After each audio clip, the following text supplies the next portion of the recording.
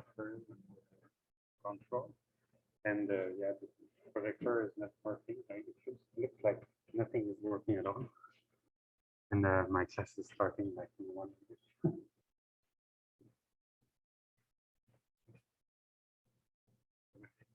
Yeah.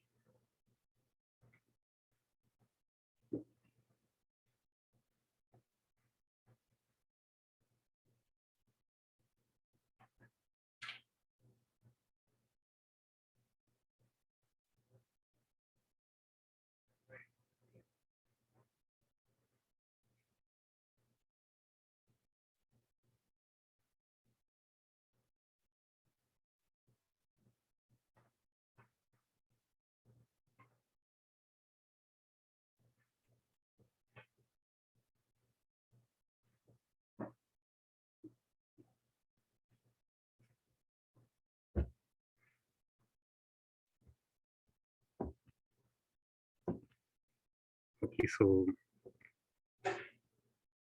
for people at home, sorry, we're experiencing some problem with the screen right now. So hopefully it's fixed soon enough.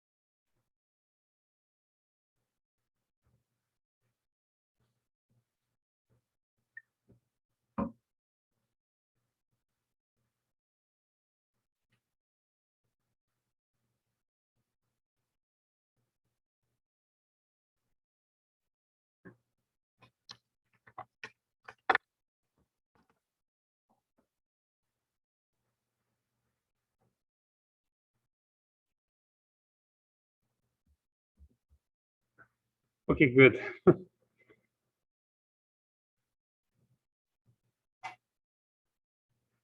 All right, sorry about that. So some technical issues are always a possibility. So how was the midterm?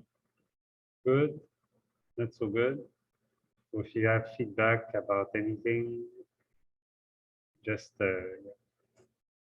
email me. I always strive at improving stuff. So of course, the midterm writing is a collective work. So some questions, most questions are standard, I would say.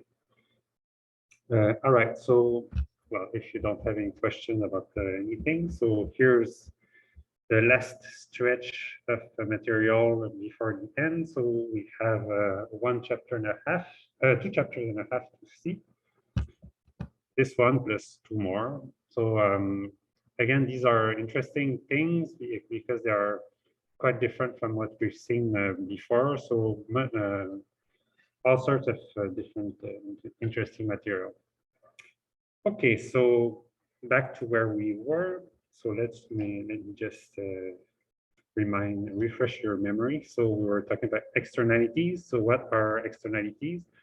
They are simply things that people don't take into account when they make economic decisions, which they should if we wanted to reach a social optimum, what we would call. So it can be anything from a positive externality that you give somebody. So it might be something like putting flowers into in front of your house. So you might do it for yourself. Oops, sorry about that. You might do it for yourself, but you should also think about the fact that it's going to be to make everybody who goes in front of your house happy to look at it. So it's if you're a, by the way, if some of you become architect, think about it. You're not building a building for yourself, but for everybody's going to see it. So it's always this kind of thing that you have to keep in mind. So these are positive externalities. Of course, what we really worry mostly about is negative externalities. And the mother of all negative externality may be yeah, coal power for sure, fine particulate. I don't know how, you know more or less how many people die every year of the consequence of coal? Just early death.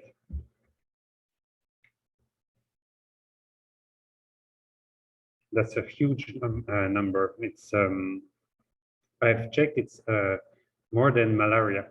So before COVID, like malaria was the big disease around the world that kills most people. Well, more people die of because of coal than because of malaria. So that tells me, and this is not as I'm not even counting the fact that also that's the worst in terms of climate change. So yeah, should really stop using coal.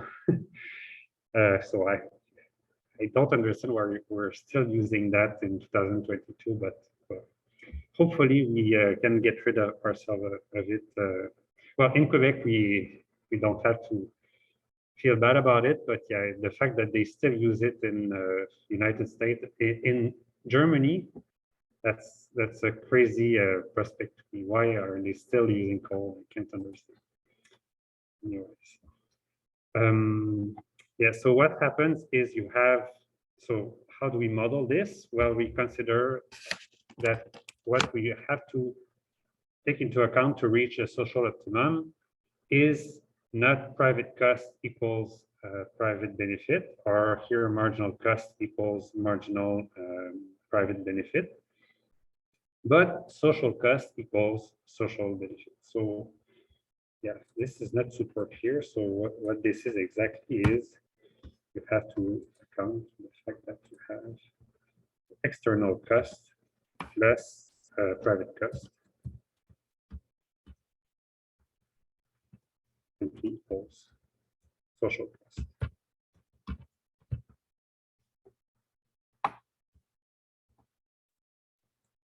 So external private cost would be the how much it costs to run your coal fire power plant. But then external cost is everybody that goes, everything that goes wrong with it. So climate change, people dying, all of the thing that as a power plant owner, you just don't care about it, but you should. And so these two together stack up to the social cost, and the goal of policy is to somehow make you think about the social cost when you decide how much, what sort of electricity to use, for instance. So it's obviously easier when the problem is local and affects a few people that can really more or less bargain with each other. You can go to your neighbor and tell him, oh, by the way, I don't like it when you do X, Y, Z, please stop, and then you can come to an agreement. But for climate change, just imagine we would have to tell everybody around the world that emits CO2, please stop emitting CO2. So that's a huge undertaking. So that's why dealing with the problem is so hard. Okay, so yeah, just zoom in a bit to see more dealing with. Okay, so as I've said, external cost plus private cost. So this is private cost, which is just the marginal cost. And you can imagine here some sort of additional external cost, which, as I said, is more or less the same, however the quantity, but it could very well be that the external cost increases as quantity increases. So if you think of say air pollution, for instance, so you may have tolerable levels at low levels, but then once you reach certain level of smog or of fine particulates in the air, then people start getting asthma. People start even getting heart attacks are problem and dying. So the damage can skyrocket very quickly. So that curve would not look like just some gentle parallel curve to that one, but it could really skyrocket. And in that case, you would really want to not produce too much. All right. And so, but let's stick to this shape there. So how can we look at the consequence of it? Well, the consequence is now I look at this, and so this is what the social the private agents are going to do. So they're going to imagine that the market is in perfect competition. So what do firms and buyers do? Well, they exchange on the market just caring about themselves.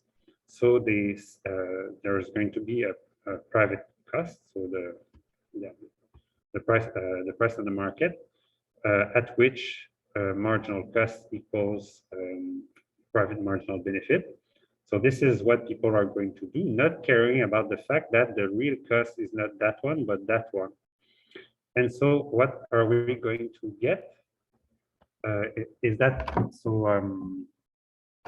going to create some, yeah, that's, I don't know how to ask you this question without giving you the answer. So here's the answer.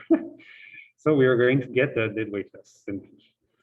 And what is the deadweight loss? Well, it's the gap between the real cost and the real benefit of whatever activity you're having. So here I'm going to show what this is. So we're here. So this is the what's going to happen in the market.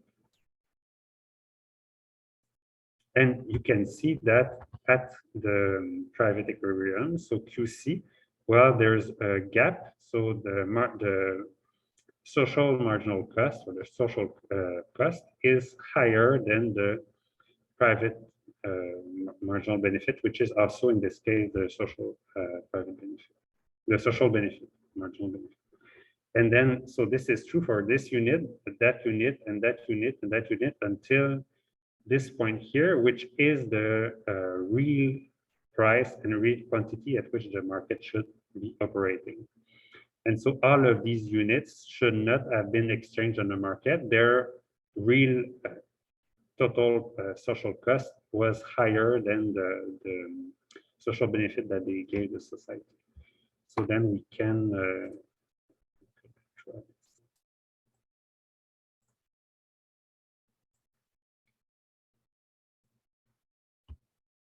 This right there would be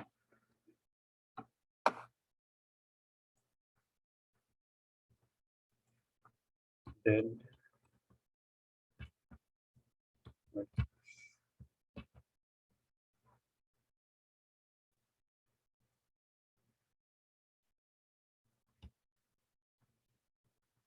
All right, so it's exactly the same as if you overproduce for any reason.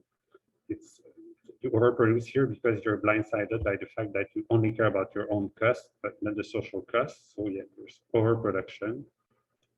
Yeah. You see, is higher than 2 times. So there's a deadweight loss.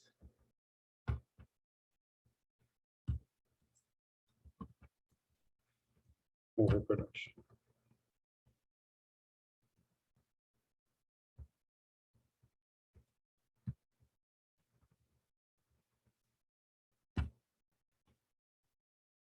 Right. So here it doesn't look as bad, but you can imagine if this social cost is way higher, then you could have a huge deadweight loss because of that. Okay, so this is the problem. Now solutions. What should we do? So somebody has an idea. Of course, I haven't told you, so I'm just relying on your intuition or what you've read elsewhere. how would you correct the situation?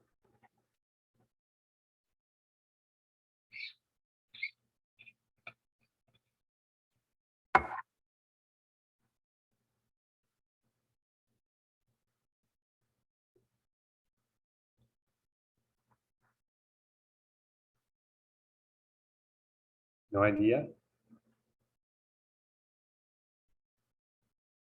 Oh, yes. Some help from, yes, a tax. So people don't like taxes, but economists, yeah, oftentimes they like taxes. So that's a good answer. So it's and it's specifically called a Pigouvian tax. With solutions is a Pigouvian tax. So why Pigouvian tax? It's just that the economists who came up with this idea was well, one of them was called Pigou. So yeah, that's very old stuff. It's I think 100 years ago he came up with this. So yeah, economists have been banging their head on policymakers for over 100 years, telling them you should deal with externalities with taxes. Now they're starting to listen to us a bit more. So it's starting to be more popular. So,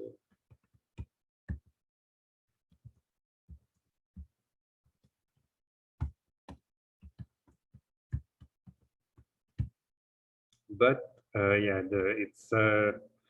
it's a hard sell usually. So you're quite young, so you probably don't remember this, but do you remember, does the name Stéphane Dion ring a bell? Yes, no? So he was a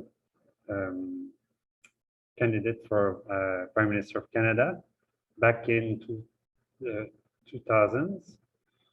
And one of his big campaign objective or his big sell was to introduce a tax on carbon for Canada. And what he was saying is, oh, what we're going to do is tax carbon, which we don't like. And with the money we make, we're going to lower taxes on everything else. So economists, for us, it's music to our ears. That's what we like. Why? Because if you tax goods and services, then you discourage consumption. If you tax income with, say, payroll tax, then you discourage work. So anything that you tax, you discourage it. So what should we do? Well, let's tax something that we don't like carbon, because we know it's bad, and not tax what we do like, something like work, for instance. So that's called a double dividend. So that's the double positive aspect of Pigouvian taxes is one, you reduce what you don't like, and two, you make money with it. Do you know how well that went for him, for Stéphane Dion? Well, since you don't even know his name, you can guess it didn't go too well. So yes, it was one of the worst defeats in the Liberal Party's history. And so if every time you talk about taxes to everyday people, it's just so unpopular. And even though you would say, I'm going to lower your taxes, but increase the taxes on carbon, instead it didn't go well and people didn't understand it. Yeah, so that's the problem with dealing with environmental issues and all of these things. It's you have to somehow make things popular as well and sell them. And people claim that they're environmental, but yeah, when you somehow threaten to make them pay something, it's very hard to achieve that. So people prefer doing something like using tote bags. So you know those bags made of, say, cotton or something else. Well, there's some researchers in Denmark. They looked at the environmental benefit of using these bags to go to the groceries instead of using plastic bags, and they calculated that you would have to use one bag something like 2 million times to offset all the cost how the energy you need just to produce this bag compared to just plastic bags. So do we even go to 2 million times to the grocery store in our lives? I don't know. But you can imagine that anytime you have this bag, after 10 times the handle breaks anyways. So, but still, people like feeling good about themselves, and they like they like solutions that feels good. But economists, we don't care about solutions that feel good. We care about solutions that do work. Yeah, so PUVN taxes would be one. Of course, now we are having more of it. So yeah, there are taxes on gas and on other things, but it's still quite small. It's not nearly enough for Canada. And just another experience about taxes. So you might remember the Gilets jaunes movement in France. Yes? No? Yeah, so that they basically blocked France for a while, almost. And so what started it? Well, it was taxes on gas again. So people say they're environmentalists, and in France, they're much more environmentalist than in Canada, for sure. They're as environmentalist as Quebec is, but still, if you tax gasoline, people really freak out. So it's a hard sell. So that's for taxes. Other solutions?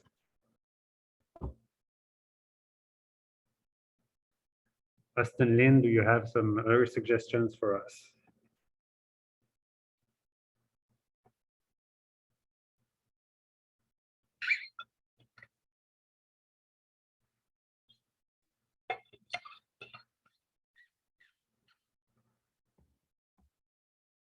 No?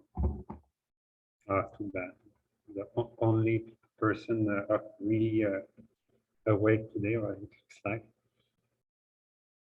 So think about the objective. The objective is to get this quantity there, exchange on the market, which is too large, to this quantity, which is the efficient quantity. So what do you, how should you do it? How should you restrict quantity exchange on the market? It starts with a Q. Yes, a quota. Other solution is a quota. Yeah, so by the way, the tax, what should be the tax? Well, it should exactly be this large.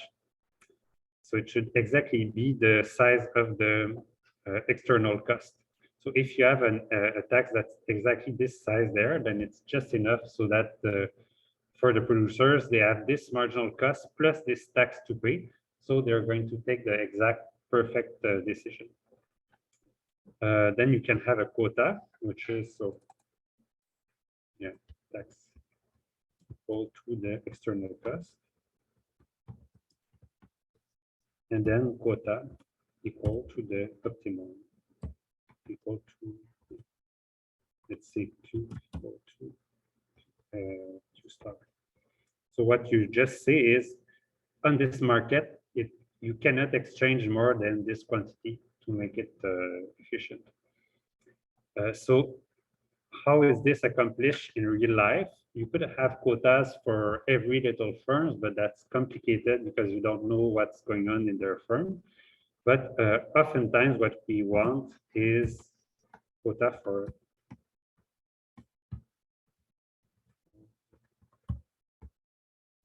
oops, sorry about this. What did I do?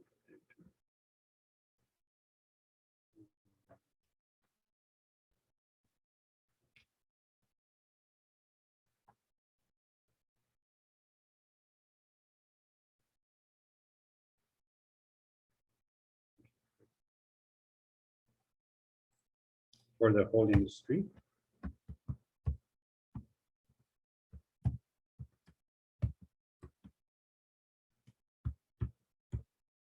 Which is called cap and trade.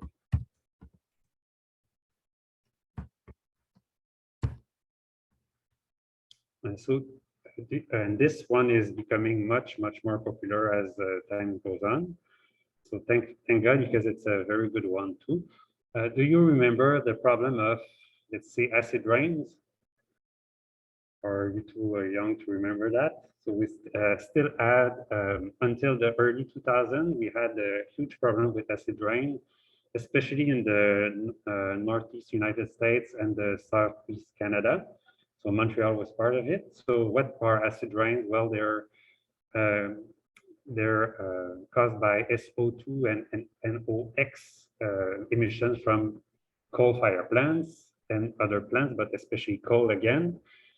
So yeah, these things are especially nasty, and then so the goes in the atmosphere, then it comes down back down into rain, and causes lakes to be acidified and fish to die and forests to just disappear basically. Even the new paints on cars would just be washed away because it was so acidic. And so we don't really hear about acid rain all that much these days. Why? Did it just go away by itself? No. So we used a cap and trade system to just make sure that industry would reduce every year the maximum amount of emission that would be emitted. And so in the end, I think they achieved the objective like 3 years in advance, ahead of time, and it cost like 1/5 of the total cost that they thought it would cost to adjust to this and get rid of SO2 and NOx. So there's no wonder now in Europe you have a cap and trade system for CO2 emissions and greenhouse gas emissions. Do you know whether Quebec is part of cap and trade for greenhouse gases or not? So that's something that's little known, but yes, we are part of a cap and trade system. Just Quebec and I think Nova Scotia. All the other provinces are not part of it, but yeah, Quebec is part of a market with one other Canadian province and California. So that's quite an achievement, just to translate all the legislation and put the prices in Canadian dollars and in American dollars so that they can exchange their permits of emissions. But yes, Quebec is part of cap and trade too. So yeah, I would say Quebec is way ahead of other Canadian provinces for climate change. All right, so I shouldn't dwell too long on this slide there, but yeah, so why it's on my mind is I'm teaching this right now. So if you care about this topic, then take the environmental academic class. We go much more in detail about it. All right.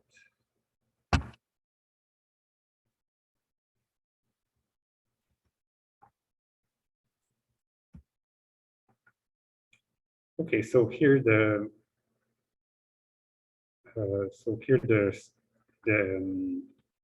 this is the exact quote-unquote opposite situation.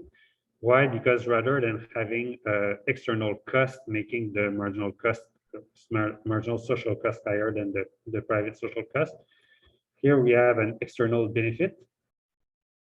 So it can be, I don't know, like a beekeeper that so helps his neighbor who's a farmer by having less or having better fields, for instance.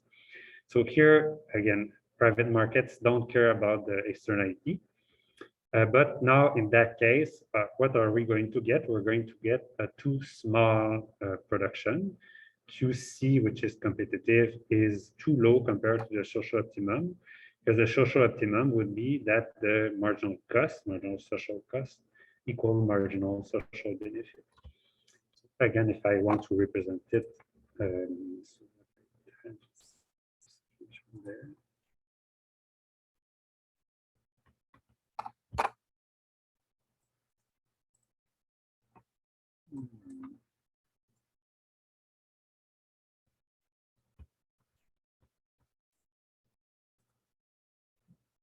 Can't I? Okay, all right.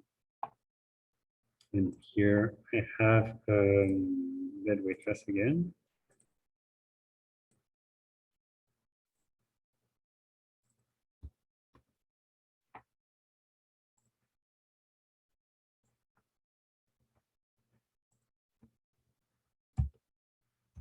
From too little production.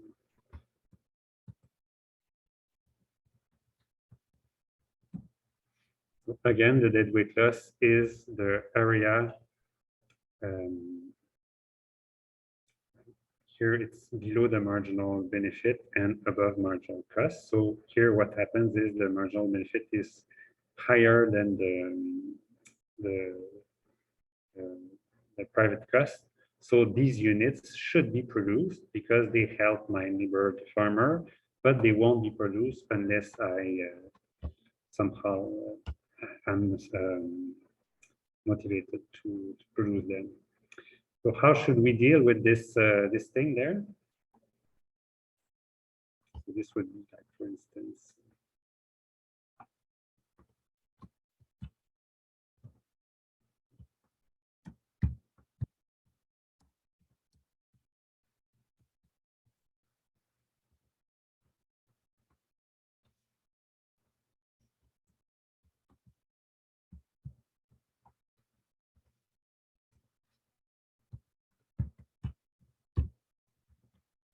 so what solution would we think about? Yes, subsidy would be one.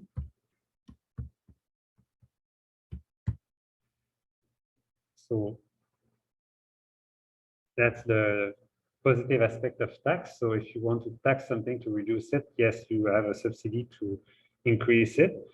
I don't know, at the level of Canada, should we have a subsidy for beekeepers?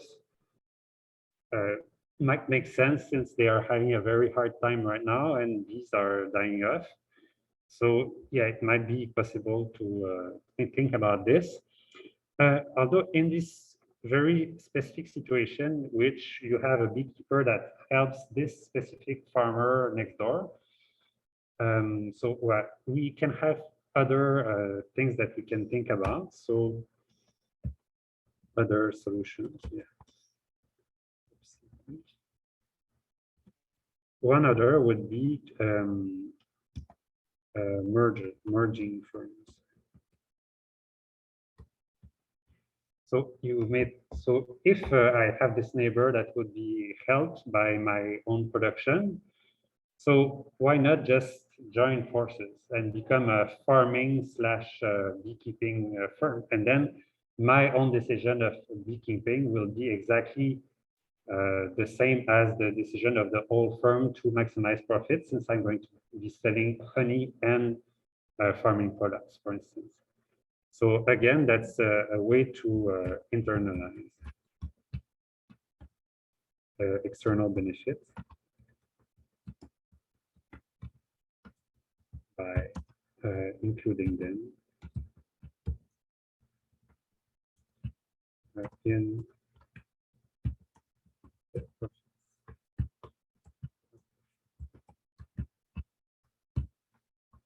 Yeah, so these are sort of things. Subsidy could be done. The thing is, you need a law, and at some point, everybody is affected by it. But for specific problems like this, then it might be a specific solution where the two are able to talk to each other and help each other.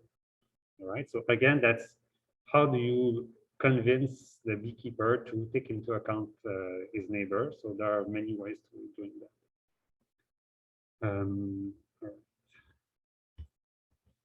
So that would be it for positive externality.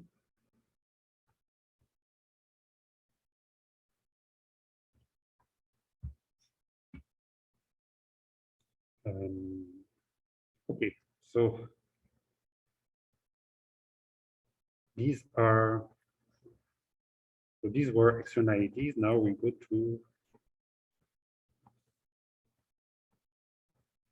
public goods. Public goods are a big topic. So I'm going to public goods. Yeah, so the idea is a bit the same.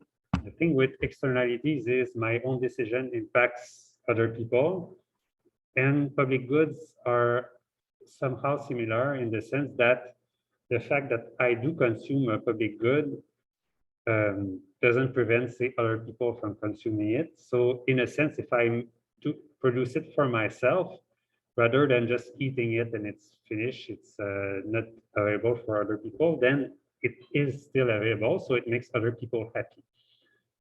So it's a bit the same situation, but we generally consider the two topics uh, in different on their own. But yeah, the idea is the same. The idea is that somebody's consumption isn't independent of other people's consumption. How do we classify public goods in two categories generally, or according to two criteria? One is rivalry, and the other is excludability. So I'm going to define that later on.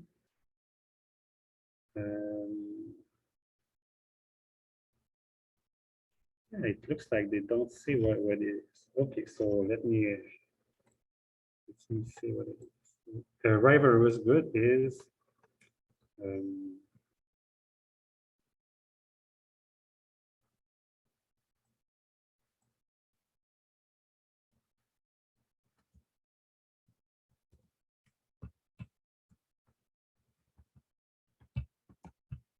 if consumption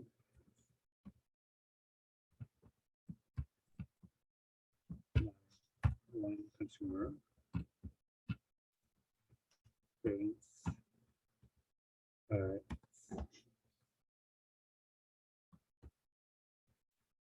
others from consuming.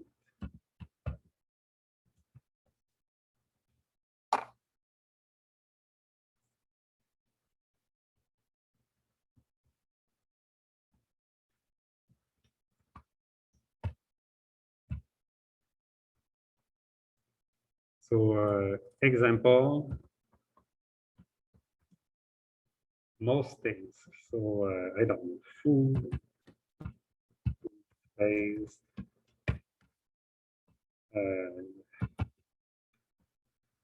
most goods are rivalrous good because once you buy it, then it's yourself to use it, and it's at least not easy to share it. So yeah, if all goods were rival, then everybody would just do their own things and consume their own stuff and not care about the others because anyways the others can't use it. So that makes things very simple.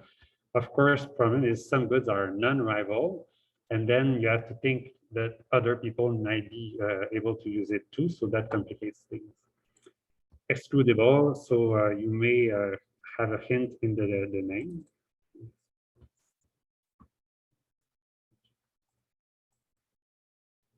So excludable if it is easy, prevent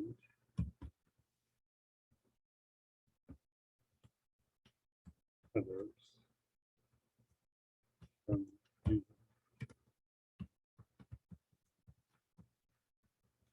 So again, a good example is food, because food, once I have it in my grocery bag, then it's mine for more or less. And yeah, it's very easy to just fend off people who want to eat my food. But the problem is that many different goods are not like that. So yeah, and so for instance, think about I don't know, for music. So once it's on YouTube, then YouTube may do its best to prevent other people from putting music on their own videos and stealing stuff.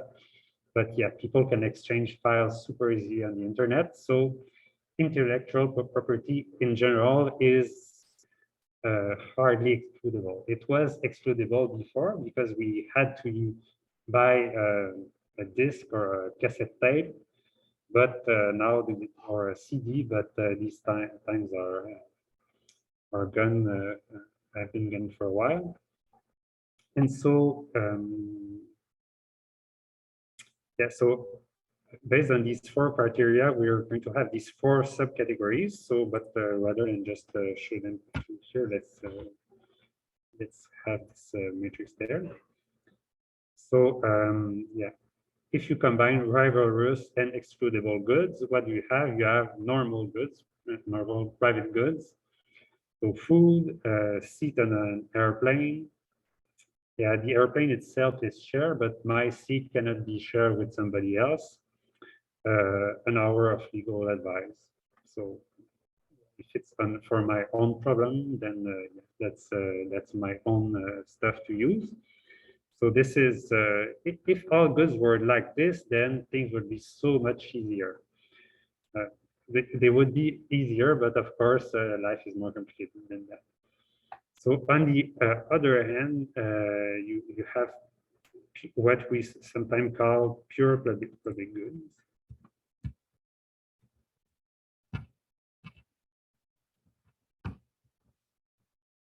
Which are both non-rivalrous and non-excludable.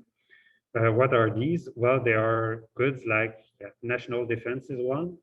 Why? Because if the mighty Canadian Army protects me, well, it's also going to protect you. So the fact that it's protecting me from invasion by the United States doesn't prevent it from protecting you as well from invasion from the United States. It would be very hard for anybody to say, okay, you are protected, but you are not, for instance. So yeah, national defense is one, public information, public protection, radio signal. So yeah, just intellectual property in general, intellectual production.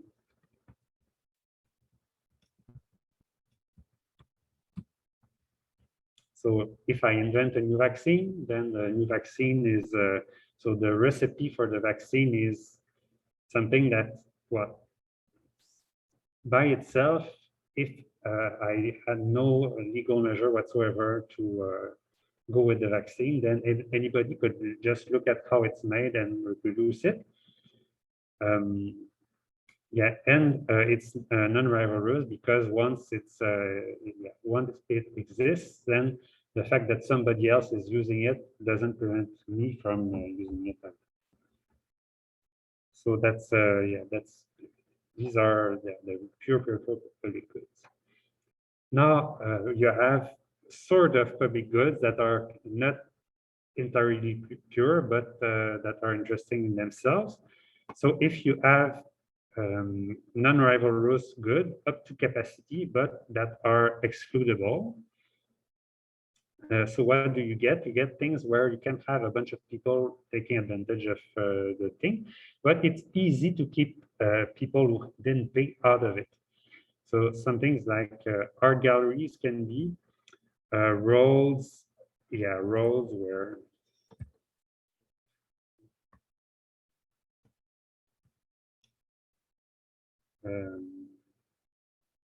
things.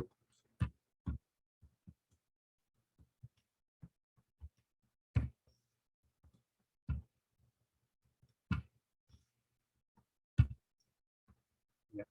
Otherwise, it's a pure public good in a sense.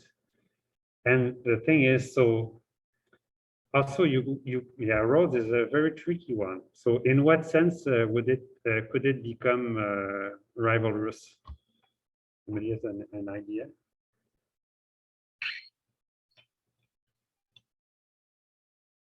Yes.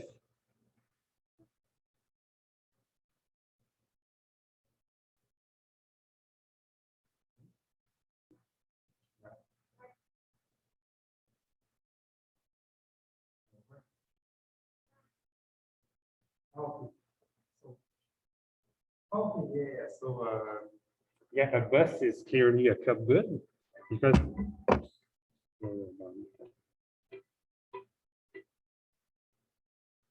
a bus is clearly a public club good because you just buy a ticket, and then once you're on it, then your presence in the bus doesn't prevent other people from being in the bus too and taking and sharing.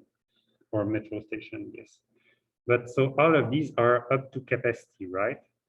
And so that's the same thing for roads and bridges. So is there a time of day when they become rivalrous?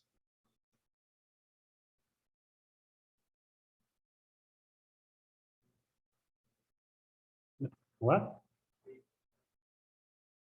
Yes, exactly. So rush hour. So at rush hour, then these roads, bridges, and even buses can become rivalrous. So because now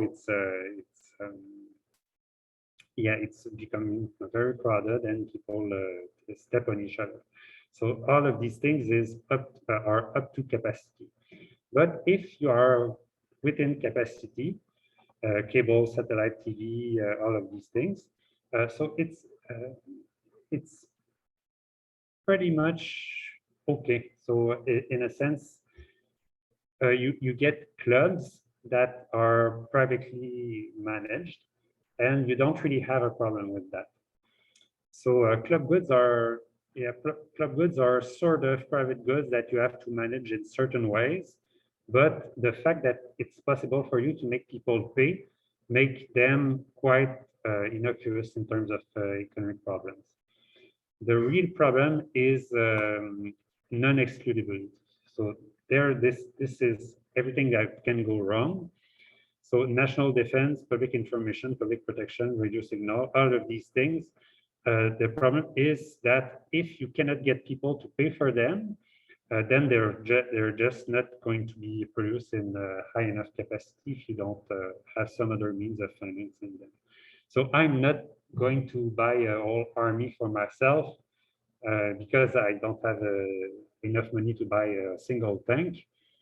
So so then if we just rely on everybody to provide their own army, we're not going to have any army. So we need taxes, for instance, to pay for that.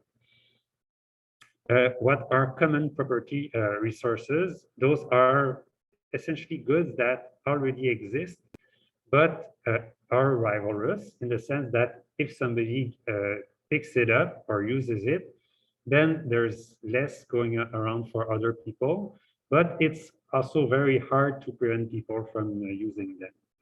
So you have fisheries, rivers and streams, wildlife, clean air. Clean air up to a point, yes. Yeah, if it becomes very, very much polluted, then yes, it's rivalrous in the sense that you can think of it as a big reservoir of cleanness, and once it's gone, it's gone. So here I have this added this small graph there that I'm show you there.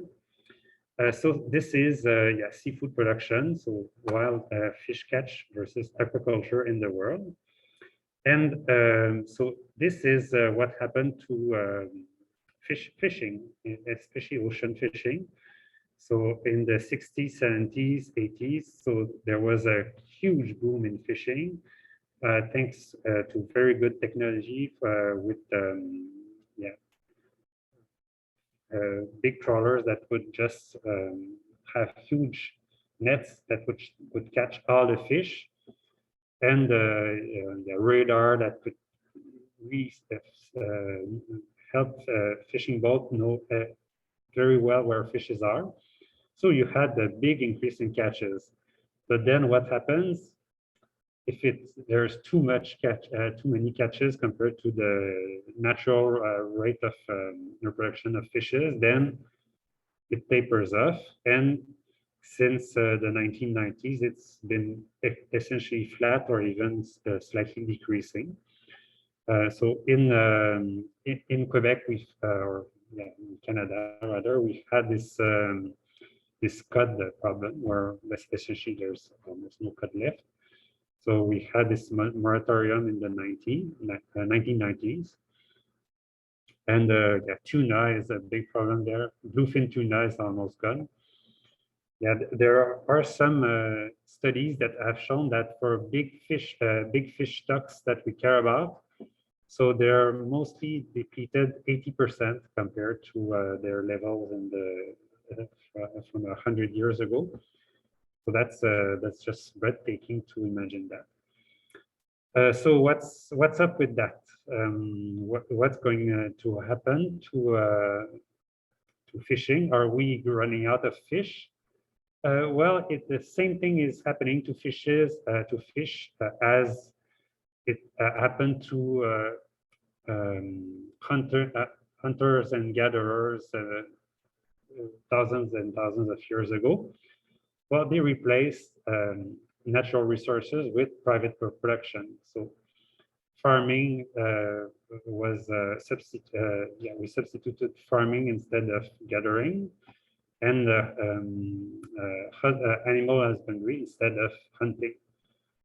Same thing with fishes. Fishes were the last bastion of nature where we were still relying on nature.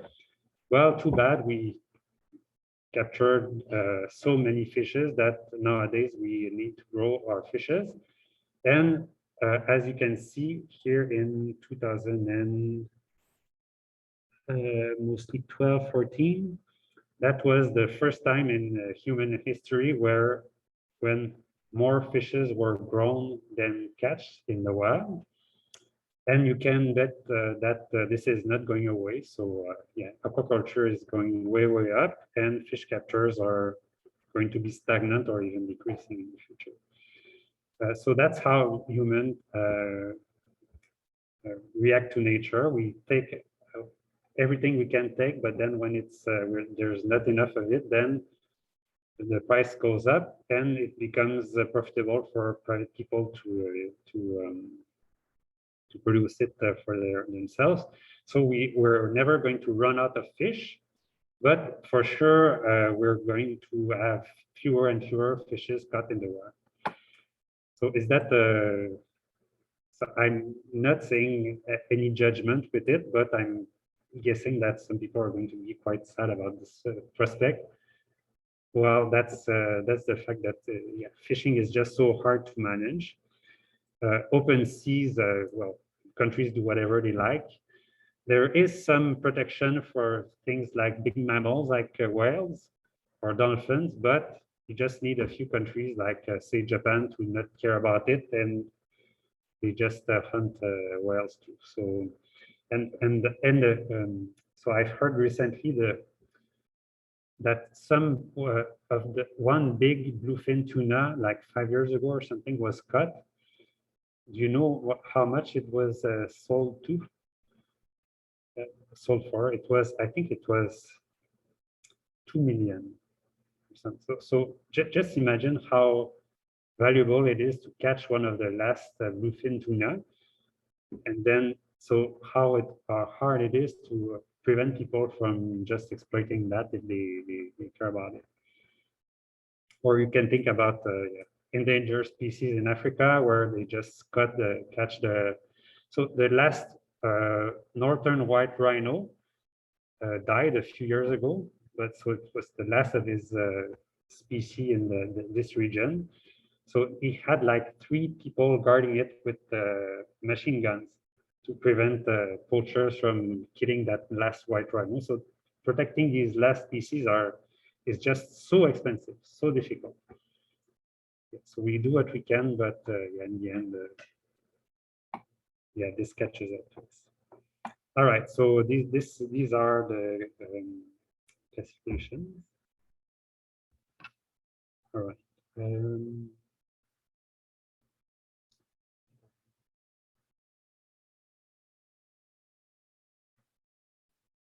Yeah, so just a coda for this.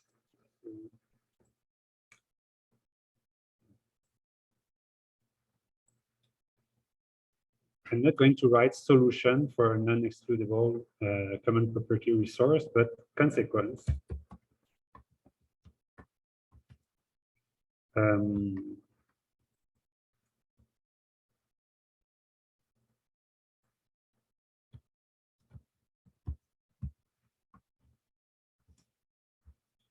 One, we eventually run out of it.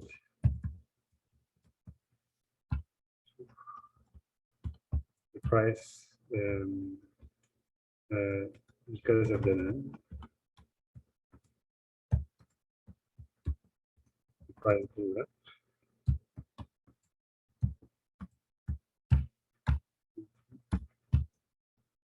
Private vectors. Start.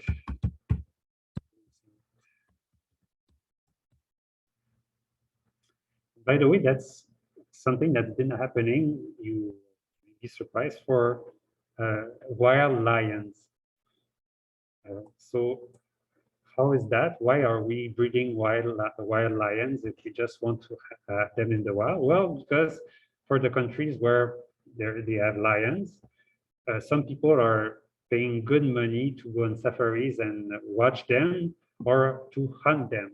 And so if you can sell a hunting permit at extremely high price, so it makes sense to breed lions. So lions were quite endangered a few years ago, but now countries like Kenya, for instance, are realizing that they're just such a good resource to have that they're starting to breed lions for themselves. Yeah, so if humans like it, then eventually we produce. Yeah, it's not obviously that's not going to happen for all goods. So you think about the Amazon forest.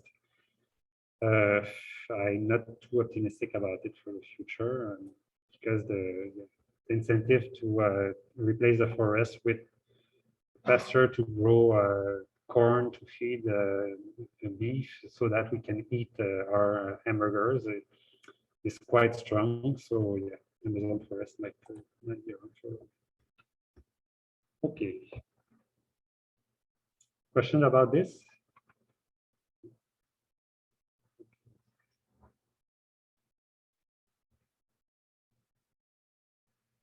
Yeah, so this is just a summary of what we've been saying. So non-rivalrous and non-excludable good. So it's impossible to prevent anyone from using them once they're provided. That's the free rider problem, and because of free rider problem, so private markets will usually not provide public good or not provide enough public good. Yeah, in such situation, public good must be provided by the government. And since public good are not excludable, it is impossible to prevent anyone from using them once they are provided. I had a quote there.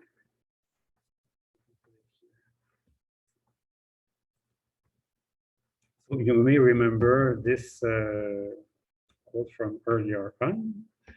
So that was Adam Smith description of the duties of the sovereign. So first duty is the protecting the society from violence and invasion. Second duty is protecting as far as possible every member of society from injustice and oppression from every other member of it. Well, I was kind of sad that they would stop there because all of the paragraph is actually quite good. So I've put the last paragraph there. So here is what he's saying.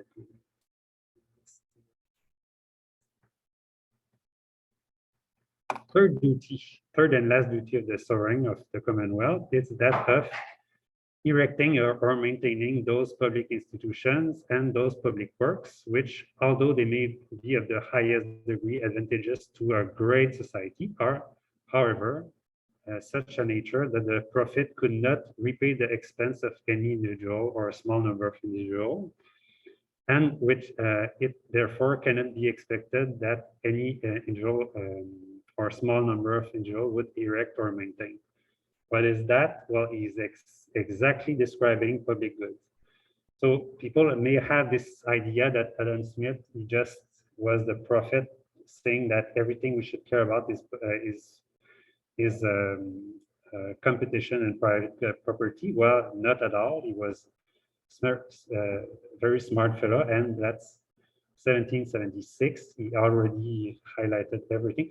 And yeah, by the way, the last bit was he was saying, how do you pay for these things? Well, you need to levy taxes on people. Yeah, so that's all the program for the last the 300 or 250 years later. It's all I highlighted in this book. Yeah, so that's a modern version of what he was saying there. Yeah. So what is the optimal provision of public good? Well, you can really see the communality with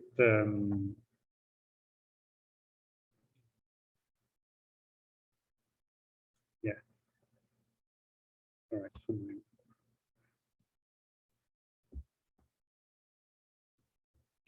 All right. Let me see that. So if you squint a bit, you're going to see that this graph is exactly the same as this graph there. So because private good are somehow the same problem as positive externalities. Why? Because once the good is produced for one person, it's useful for another. So it's exactly like saying, if I produce my honey with my bees, well, this production is also useful for my neighbor, the farmer. So in this case, how is this shown? Well, imagine that. So, well, let's start with marginal benefit B here. So we have a marginal benefit from one person of using this good. But it turns out that there are actually two people who might benefit from the good. So how should we model this? Well, what you have to realize is that you have this second person, MBA there. And essentially what you do is you see, well, the total benefit from both people is what is the sum of their two benefits. So this is exactly like if you had, yeah, A would be some external benefit on top of MB, right? So this is how you model public goods. It's you have to so the efficient provision of public good is such that the sum of the marginal private benefit, here you have two people, MBA and MBA, is so the sum is MBA plus B, has to be equal to the marginal cost. All right. And this is so is the vertical sum of the two individual marginal benefit curves, and this is column. Yeah. So the sum of marginal efficient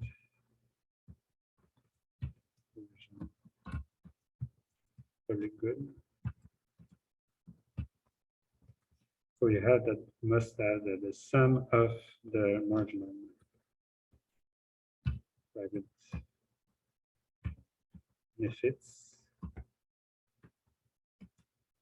must equal the marginal cost. And this is called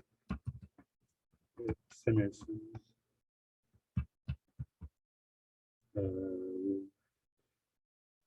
Samuelson condition for public good. If you want to know, Robert Samuelson was one of the great economists of the 20th century. He died a few years ago. Yeah.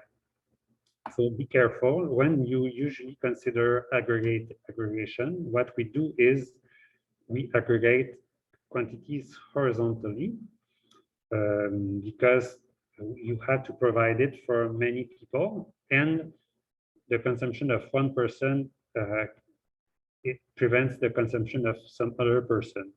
So then you have to care about all the quantity that you must produce for everybody. Here, that's the opposite. In that case, the good is shared. So the quantity Q star is the same quantity that's going to be used by person A and by person B.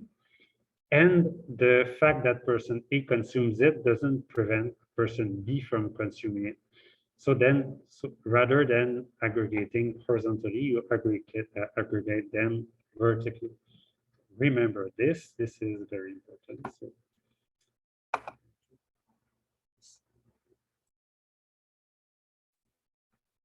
is the vertical sum. It's contrary to private goods.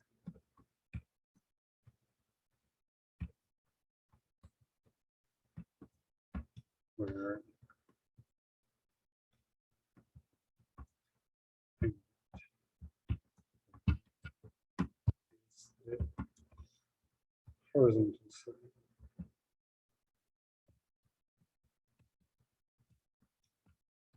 Of,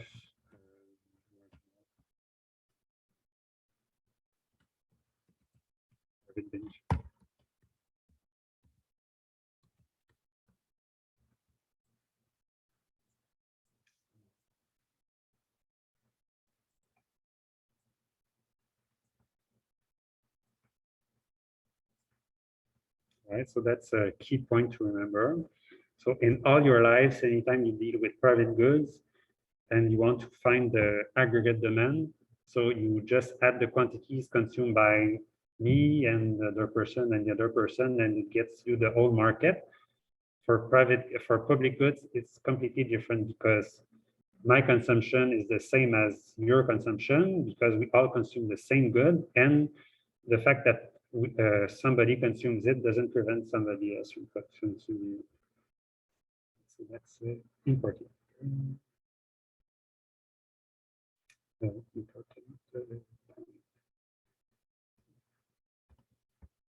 All right, so if you remember, this blue line is the sum of this light blue line with this light blue line. All right. Okay, information.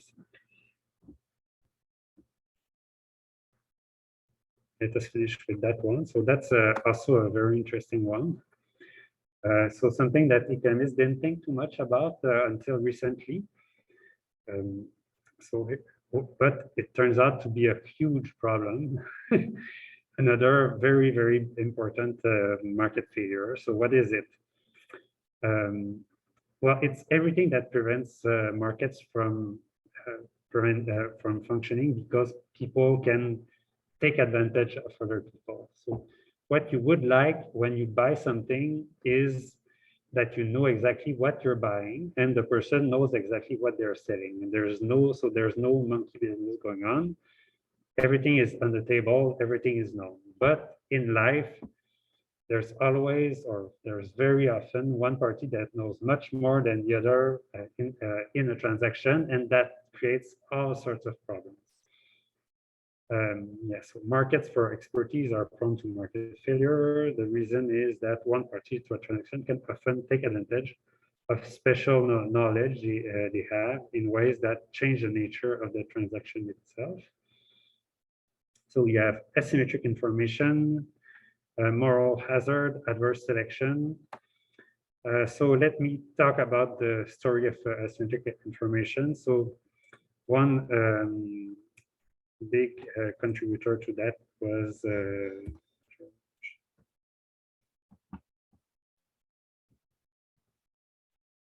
George Akerlof.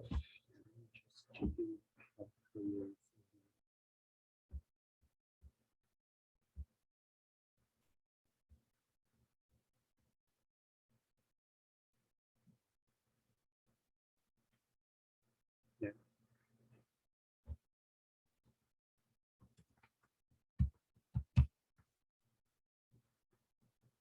Market for lemons.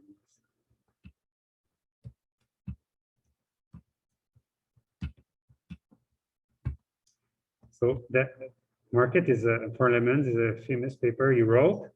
And what's amazing about this paper is that it looks so deviously simple that it looks too simple, but it's extremely profound. And also the paper was sort of not written too well, so it was rejected by many different journals before eventually it was accepted to one, and it got him the Nobel Prize. So that's really a message that you should, if you don't succeed at first, but you know you have a good idea, carry on, do your best. You can make it in the end. So what's the idea behind the market for lemons? So the story is the story of so imagine I'm looking for a cheap car. So I don't have enough money to buy a new car, so I go to buy a used car. Problem with used cars is some work quite well, some were well maintained, and some were very poorly maintained and are going to break down after a week I bought them. I would really enjoy knowing this. That would affect a lot the amount of money I'm willing to spend on it. So if I know it was so yeah, good used cars are like yeah, Priuses are a good example. So they last forever and they almost never break down. But yeah, bad used cars are legion in many brands. And so I would really like to know if the car is good or not. The person who's selling the car is a specialist. So he can more or less look at the car, look at the engine, look at the tires, look at the wheels, the transmission, and make a good guess as to this car going to last long or not. So this guy knows, but I don't. So imagine he has a very good car on his hand, but I don't know that. So I know that on average, the value of cars that I could be buying would be something like I don't know, $5,000 to $10,000 on the market. But I'm not too sure what is that a $5,000 car or a $10,000 car? But he knows it's a $10,000 car. He knows it's a good car. So he's not going to sell it for 5,000 or 6,000 or 7,000 because he's going to not make his money. He wants 10,000. But he cannot prove it to me. And being a savvy buyer that I am, I know that I don't want to take the risk of paying $10,000 for a $5,000 car. So I'm just not going to pay that. So I'm going to say, oh no, I'm not paying more than 7,500 maybe. That's because I can't trust you. So what does that mean? Well, it means that if he gets these very good cars, then he's unable to sell them. So these cars are just going to disappear from the market. Why? Because nobody's going to want to sell a good car at a lower price. And so imagine that the market is populated by these $10,000, $5,000 car, but now all the $10,000, $9,000, $8 cars disappear from the market. Nobody's able to make a profit by selling them. All what's left is now 7,500 cars and below. So now I as a buyer can't know what each specific car is worth, but I know more or less the experience from my friends who bought cars that basically nobody had a good car. So I'm going to update my anticipation about the quality of the cars. And now even a car that is worth 7,500, well, I'm not going to be too sure about it now because I know that there's no way I'm getting a $10,000 car. So maybe it's 7,000, maybe it's a $6,000, $5,000 car. So I'm not going to pay more than say $6,000 for it. So then even this $7,500 car is going to disappear from the market. And all the good quality goods are essentially going to disappear from the market. And all what's going to be left is the worst of the worst.